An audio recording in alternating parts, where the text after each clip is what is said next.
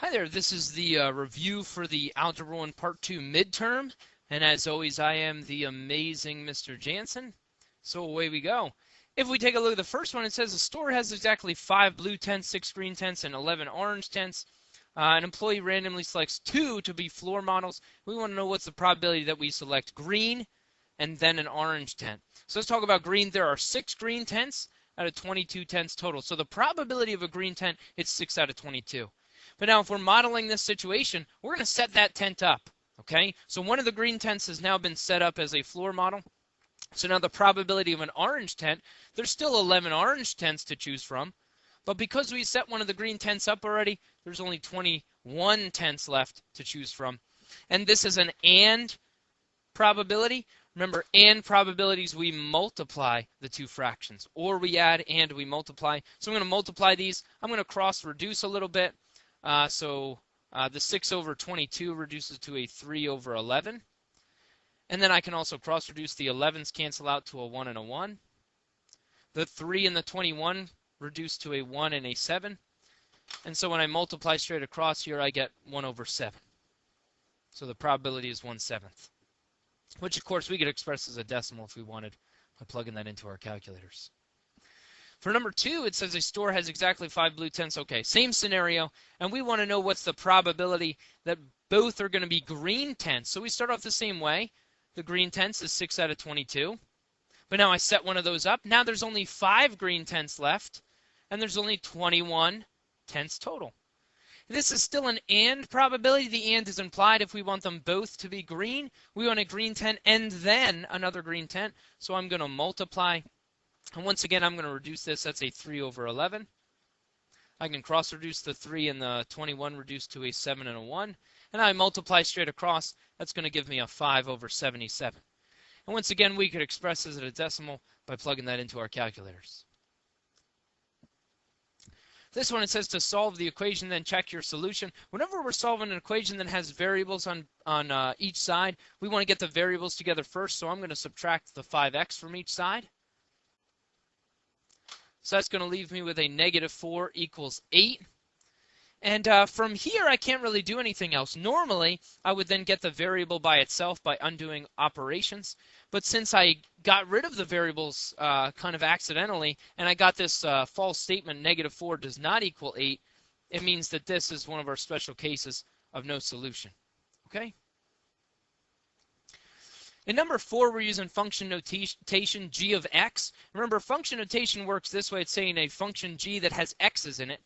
So if I want g of -4, I'm going to use the same function, but instead of x, see right now I have x's plugged into the function. This tells me to plug 4's into the function. So instead of a -5x squared minus 2x plus 16, whatever's in the parentheses, I'm going to plug in to my equation for x. So I'm plugging -4's in here for x. That's what function notation tells me to do. And now I just need to simplify this.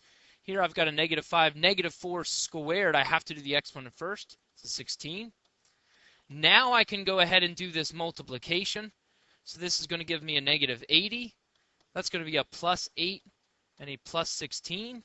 -80 plus 8 is a -72. And that's going to give me a -56. Okay? So again, whatever's in the parentheses, that's what I plug in for x. For this one, it says John earned $55 for working 3 hours this week. What is the total amount of money John would earn for working 22 hours at the same rate? There's a couple ways we can do this. We can find his hourly rate. So we can do the 55 divided by 3, because that's going to be his hourly rate. And if we punch that in, 55 divided by 3, that gives me an 18 1/3. So that's how much he's making per hour. So then if we were talking about 22 hours, I could do 22 times the 18 1/3, which is going to give me a $403 and 1/3 cent, or sorry, 1/3 of a dollar, which is 33 cents approximately. Okay? The other way you can approach this, and I really like this approach, It said we can do it in terms of a proportion. $55 goes to 3 hours the same way that what goes to 22 hours. And then we could cross multiply and solve this one for x. So I cross multiply 3 times x is a 3x. 55 times the 22 gives me a 1210. And then I would divide each side by the 3. And once again, that gives me the $403.33. Okay? For the next one, it says to find the equation of the line with a slope of -3 and a y-intercept of 11. Remember, if we're talking about y equals mx plus b, well, they're giving us the two key pieces of information telling us that the slope is -3, the y-intercept, the b value, is 11. So my equation is y equals -3x plus 11. I just plug them in for m and b, and that's it. Number 7, it says, what is the slope of the line whose equation is -2x minus 4y equals 15? And really, probably the easiest way to do this is to put this in slope-intercept form, to put it in y equals mx plus b format, which means I just have to solve for y. So here I'm going to add the 2x to each side. That's going to give me a -4x equals 2x plus 15. And notice I write the x first because I'm trying to model this format. Now I'm going to divide each side by the -4. And when I do that, I'm essentially going to use my distributive property. I divide each piece. 2 divided by a -4 is a -1/2. 15 divided by a -4 is a -15/4. I'm just going to leave it as an improper fraction. And now this is my m value, this is my b value, so the slope, which is what it asked for, is a -1/2.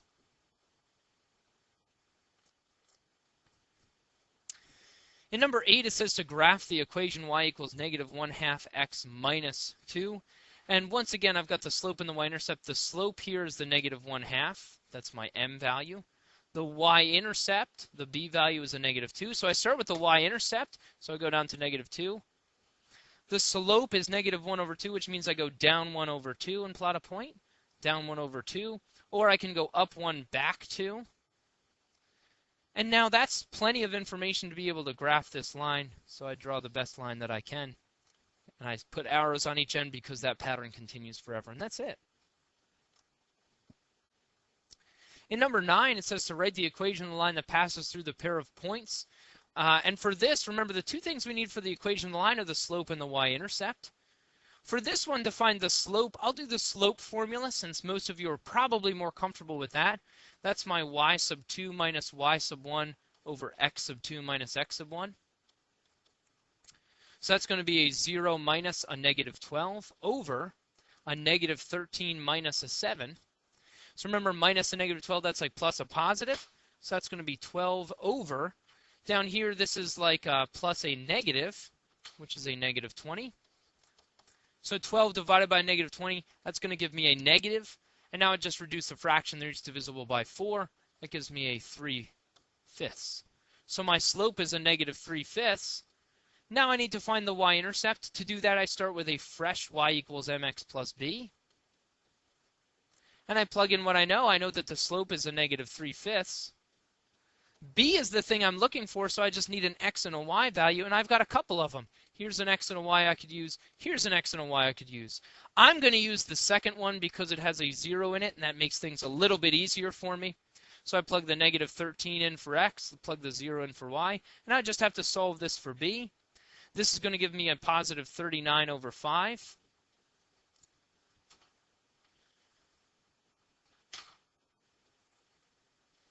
Let me rewrite that. I'm going to solve this for b. I just subtract the 39 over 5 from each side.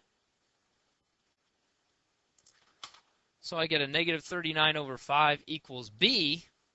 So that's my y-intercept, the -39 over 5. So now the equation of my line is y equals -3/5 x minus 39 over 5.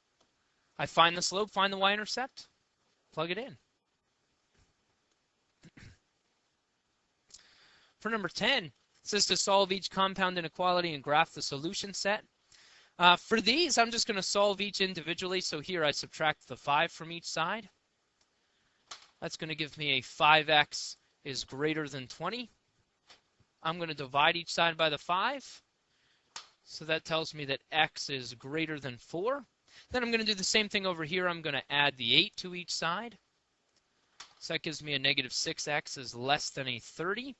Divide each side by a negative 6. So I find out that x is, since I divided by a negative, I have to flip the inequality sign, so greater than a negative 5. And this is an and inequality. And when I graph an and inequality, I only want to graph the overlap. So let me do this in a couple different colors. I'm going to start with this one. The x is greater than 4 would look like this. X is greater than a negative 5 would look like this.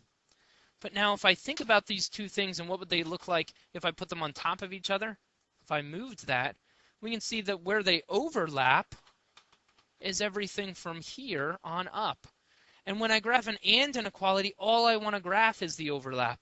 So my answer is what I have graphed here in blue. And when I look at that, all I have graphed is the x is greater than 4, which means this is no longer part of my solution. It becomes a single inequality, and my answer is x is greater than 4. So with an and inequality, we're graphing the overlap. On the other side here with an or inequality, and really this is the same one, same couple inequalities that we just solved, just to give us a feel for the difference between and or. So when I solve each, I get the x's, I put an equal sign in here like a crazy person, greater than 4. We do the same thing over here where we add the 8 to each side. And then we're going to divide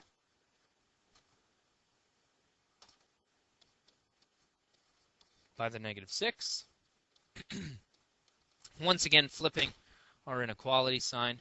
So it's greater than negative 5. Except this time it's an or. With an or inequality, we graph the entire inequality for each. So for this one, it doesn't matter if they overlap in a sense. I don't need overlap, but I would graph greater than the negative 5. I would also graph greater than the 4. And when I look at this, because of the way they overlap, notice the x is greater than 4 doesn't matter now. I don't need that to see the graph of this thing. The only graph that I truly have is x is greater than negative 5. So that's my answer, which means these solutions get tossed. So again, with an and inequality, you graph the overlap. With an or, you graph the combination of the two simultaneously. And then we use the graph to determine if our solution is correct, if we need to tweak it or change it in any way, which for this one we did. For the next one, we've got an absolute value inequality. Remember, absolute value, we always split into two different things. And it's no different with inequalities. I'm going to do the 5d minus 3 is greater than 12. The first inequality I write it exactly the way it was without the absolute value symbols. But then I'm also going to do the 5d minus 3 is less than a negative 12. So I change the inequality sign and change the sign of what it's equal to, or what it's less than in this case. Okay, so I flip the inequality sign and change the sign of what's over there, and I solve each. Here I've got to add the 3 to each side, which gives me a 5d is greater than 15. I divide each side by the 5. So I find out that d is greater than 3. And I solve this one as well. I add the 3 to each side. So that gives me a 5d is less than a negative 9. I divide each side by the 5 and find out that d is less than a negative 9/5. This was an or inequality, and I know that because of the symbol that we use right here. When the absolute value is greater than, it's an or. When the absolute value is less than, it's an and. And I can check that by graphing it. I've got the negative 9/5, and I've got the positive 3. And I want to be greater than the 3. I want to be less than the negative 9/5. And that's what an or inequality should truly look like. They should open in opposite directions. There's no overlap here, so I don't need to change the answer. So this is my solution.